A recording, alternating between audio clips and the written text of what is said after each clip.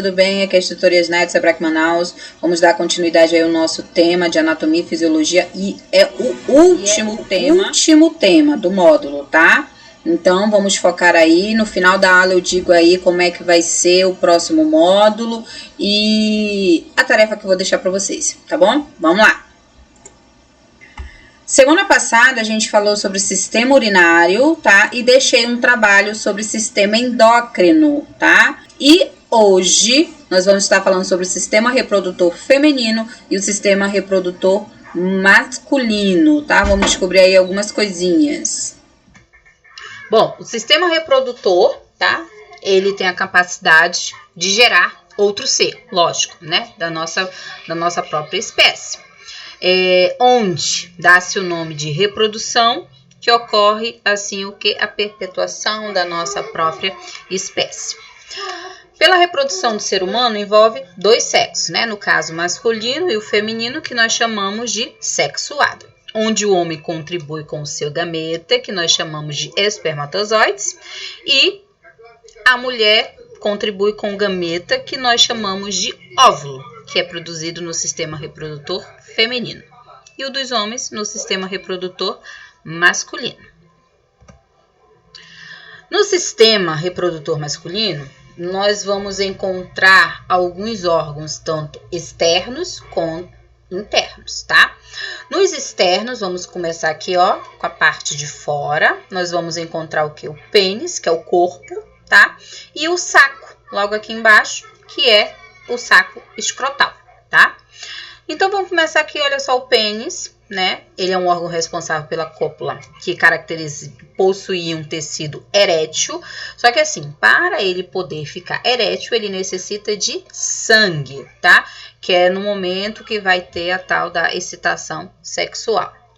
Já o saco escrotal, que é a região onde está localizado os testículos, lembra que essa parte aqui de fora é o saco. Dentro dele vai estar os testículos. E lá no saco escrotal é onde tem, assim, digamos assim, uma temperatura bem quentinha, né? Justamente devido os espermatozoides, que eles gostam desses locais, eles precisam estar num local um pouco mais quentinho, tá? E aí, na parte interna, já na parte de dentro ali do aparelho reprodutor masculino, nós vamos ter o testículo, o epidídimo, o ducto deferente e a uretra. No testículo, lembra lá que, ó, o testículo é aquele, por fora é onde fica o sacro e por dentro é o testículo, que é justamente onde ficam os espermatozoides. Tá? Esses espermatozoides, que são os gametas, eles são produzidos nos túbulos, que é esse túbulo aqui, ó, que nós chamamos de túbulos seminíferos, tá? Que eles é justamente onde são formados os espermatozoides. Já no epidídimo, que é essa parte aqui, ó, de cima do testículo, que ele mesmo fala que está localizado logo acima do testículo, como ele é formado aqui, e aqui é onde vai haver a sua maturação, tá? É onde ele vai adquirir aquela mobilidade de sair e poder fazer toda o papel dele, vamos colocar assim, tá? Já no ducto deferente, olha só, tudo tem um trajeto, né? Ó, fez o testículo, passou pelo epidídimo e veio aqui, ó, pro ducto deferente, que é um vaso que parte do canal do epidídimo até a vesícula seminal, que é essa aqui, tá? Que aí ele vai formar os ductos ejaculatórios, que é nesse caso aqui, tá bom? Então, ele fez todo esse processo aqui, olha só, até chegar aqui, ó, na vesícula seminal. Da vesícula seminal, aí depois a gente vai falar um pouquinho sobre essa parte aqui, ele entra na parte da uretra, que é justamente o canal, onde o homem, ele tanto pode liberar o sêmen, quanto fazer a urina, ejetar urina. Ele vai fazer a ejaculação, ejetar os dois, tá? Aí também o homem, ele vai ter essas glândulas acessórias, tá? Que é a vesícula seminal, que a gente já havia falado, que fica ali, ó, tá? Logo depois do ducto deferente, que ele diz que forma cerca de 60% do sêmen, e essa secreção destaca-se pela presença de frutose, que garante energia para os espermatozoides. Então, você vê que o espermatozoide, ele vai percorrer, né, depois que ele sai do testículo, ele vai percorrer todo o canal, e mesmo depois dele sair do ducto diferente, ele ainda vai receber tanto na vesícula quanto na próstata, tá? Tanto é que quando chega aqui, ó, na próstata, ele produz uma secreção rica em enzimas, anticoagulantes, citrato, que também é nutriente para o espermatozoide. Aí depois daí, ele vai fazer justamente, olha só, vai percorrer pela uretra, desculpa, ele vai percorrer pela uretra justamente para, ó, saindo aqui, ó, do corpo e indo justamente ao seu encontro, no caso, óvulo, tá? E depois as glândulas bulbo-ureterais produzem a secreção que limpa a uretra antes da ejaculação. Então vamos lá, só para você poder entender um pouquinho. Não tem um momento que às vezes, como é que eu vou me expressar aqui para você poder entender? Quando está ereto o corpo, né, sai um líquido, né, um pouco transparente, não é o espermatozoide, é justamente o que, ó, a glândula bulbo-ureteral, que ela está limpando todo este canal aqui, justamente para quando o espermatozoide vier, ele fazer o que ele tem de fazer, limpo pelo canal, tá? A vontade que eu tinha. Mas não tô gostando nada. Aí aqui, para você ver, porque aqui tá pequenininho, ó, aqui tá pequenininho, né? Então, coloquei mais amplo aqui para você ver, olha só, testículo, tá? Epidídimo. Aí ele vem, olha só, ele percorre tudo aqui. Aí vem, ó, a vesícula seminal. Depois da vesícula ele passa pela próstata, tá? Tem também a glândula bulbo-ureteral, olha só, passando aqui a uretra. E aí, ó, ele chega no local dele. Aí vamos para o aparelho reprodutor feminino, tá? Mesma coisa.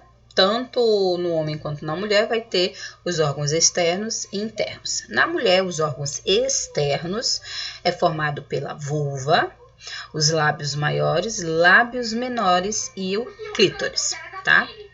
A vulva, ela é formada pelos lábios menores, que protegem a entrada da vagina e da uretra, tá? E por lábios maiores que circulam os menores, e pelo clítoris, que está localizado acima dos lábios. Então vamos lá, olha só. Nós temos aqui, ó, nós chamamos de monte púbico, tá? Essa parte aqui.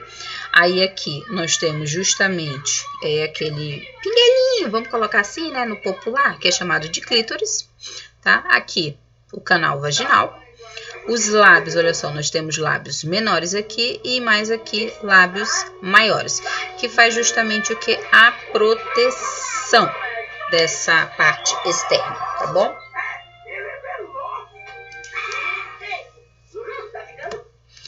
Aí nós temos os órgãos internos, tá? Órgãos internos, nós já vamos ter o quê? Os ovários, a tuba uterina, o útero e a vagina. Os ovários são glândulas femininas, onde são produzidos os ovocitos, e os ovários também são produzidos hormônios, que no caso é o estrogênio e a progesterona, tá? E as mulheres, elas apresentam 2 ovários, um do lado esquerdo, outro do lado direito, tá? Nós temos aí a tuba uterina, que são 2 tubos que se estendem dos ovários até o útero, tá? Olha só, daqui até aqui. Aí nós temos o útero e depois nós temos a vagina, tá? Aqui ele fala que o útero é um órgão muscular e é formado, tem a forma de uma pera, e é justamente onde o bebê ele realmente se desenvolve. O óvulo, ele vai estar aqui, vai percorrer as tubas uterinas, tá? Às vezes eles se encontram, o espermatozoide ele vem, às vezes se encontra por aqui, mas o correto, o bebê vai estar aqui, tá? E aí, nós temos aí, ó, como eu expliquei, aqui tá pequeno, mas eu coloquei aqui, ó, um pouquinho maior, tá bom?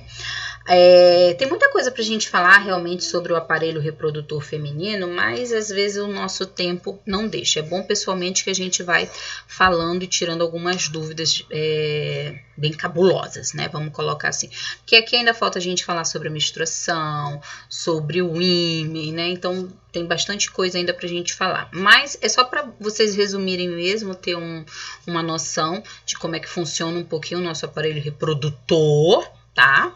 Como é que a gente se reproduz aí. Então, é basicamente isso. Olá, pessoal!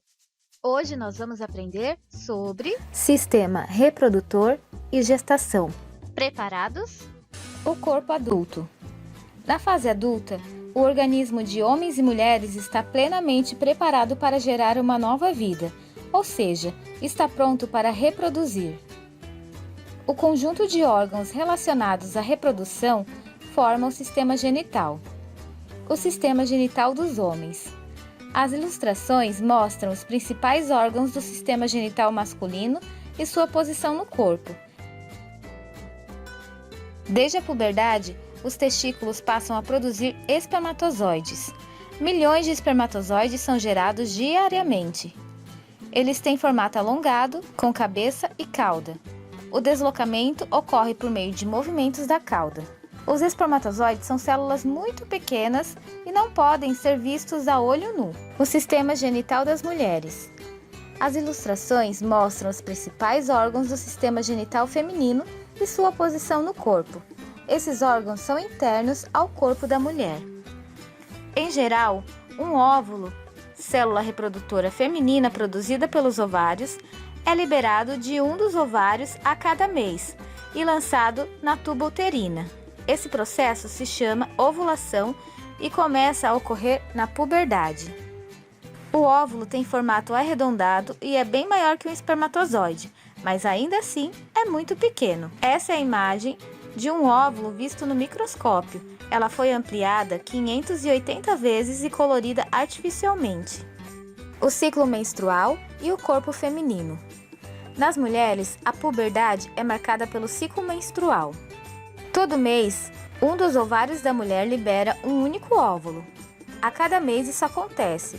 O útero feminino se prepara para receber um óvulo fecundado. A camada interna do útero se torna mais espessa e rica em vasos sanguíneos.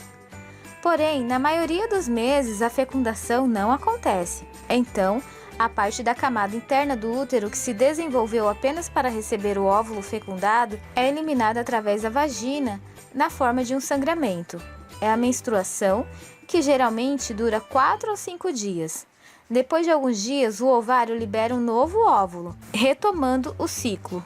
O ciclo menstrual dura cerca de 28 dias. Tem início no primeiro dia da menstruação e se estende até o primeiro dia da menstruação seguinte. No período entre a ovulação e a menstruação seguinte, é comum que a mulher sinta alterações de humor, inchaços no corpo, momentos de cansaço e dores de cabeça. Dias antes de a mulher menstruar, a pele pode ficar mais oleosa e apresentar mais acne. Durante os dias de menstruação, algumas mulheres podem sentir cólicas uterinas. São apertos doloridos na região abdominal que são resultado das contrações do útero. Após a menstruação, é comum que as mulheres se sintam cada dia mais bem dispostas e bem-humoradas, até o momento em que o óvulo é liberado. A reprodução humana. Para que haja reprodução, isto é, formação de um novo ser humano, é preciso que um espermatozoide, produzido por um homem, encontre um óvulo, produzido por uma mulher. A fusão entre o óvulo e o espermatozoide é chamada de fecundação. Em geral, a fecundação nos seres humanos acontece após uma relação sexual. Nela, milhões de espermatozoides são lançados na vagina. Eles se deslocam para a abertura do útero, atingindo seu interior. Em seguida, chegam às tubas uterinas, onde podem encontrar o óvulo. Milhões de espermatozoides chegam ao óvulo, mas só um consegue penetrá-lo, fecundando-o. Depois de fecundado, o óvulo desloca-se para o útero e se fixa à parede interna desse órgão. O desenvolvimento do óvulo fecundado dará origem a um bebê. A gravidez e o nascimento. A gravidez começa quando o óvulo fecundado se fixa ao útero. Na espécie humana, A gravidez também é chamada de gestação e dura cerca de 38 a 42 semanas, o que corresponde aproximadamente a 9 meses. Durante esse período, o feto permanece dentro do útero, onde se desenvolve. Uma bolsa cheia de líquido envolve o feto e o protege até o nascimento. Todas as substâncias de que o feto precisa, como nutrientes e gás oxigênio, vêm pelo corpo da mãe. Elas passam para o corpo do feto através da placenta, um órgão que se desenvolve dentro do útero durante a gravidez. A ligação entre a placenta e o feto é feita pelo cordão umbilical.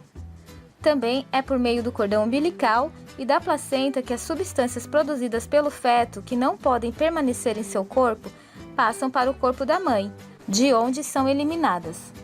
Por volta do 9º mês de desenvolvimento, o bebê está pronto para nascer. O rompimento da bolsa de líquido que envolve é um sinal de que o nascimento está próximo. O corpo da mãe passa por mudanças durante o parto, que é o processo de nascimento. Em geral, o útero se contrai várias vezes ao longo de algumas horas. As contrações empurram o bebê para fora do útero e ele sai do corpo da mãe através da vagina. Esse processo é conhecido como parto normal. Alguns bebês também podem nascer por cesariana. Nesse caso, é feito um corte no abdômen da mãe e o bebê é retirado por essa passagem. O ideal é que essa cirurgia seja feita apenas quando o parto normal não possa ser realizado, como nas situações em que a mãe ou o bebê correm algum risco.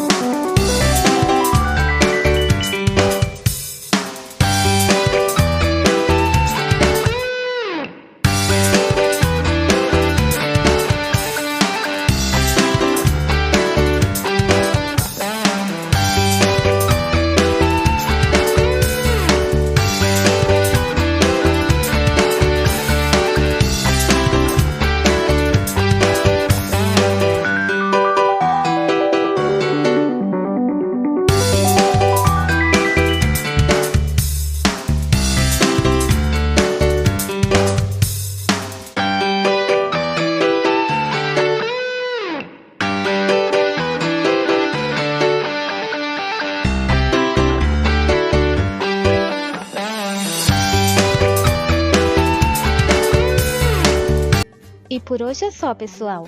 Espero que tenham aprendido e até a próxima aula!